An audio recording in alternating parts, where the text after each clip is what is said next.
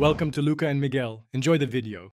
You begin by confirming that your device supports app pinning and enabling the feature in security settings. This saves time later.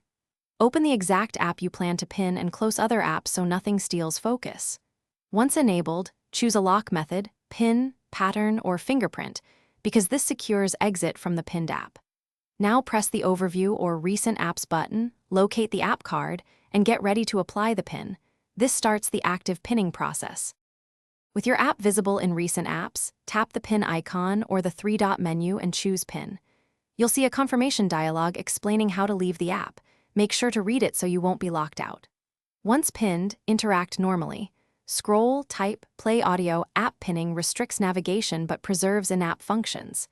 If you need to change settings, unpin temporarily, adjust options, and pin again. This ensures the app behaves the way you and your audience expect during. To finish, unpin using the specified button combination or by authenticating with your PIN or fingerprint. This returns you to normal navigation.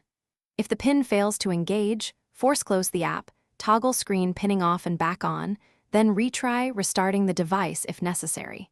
For repeated or stricter locking needs, switch to single app mode or a kiosk app, because those provide stronger restrictions versus simple pinning.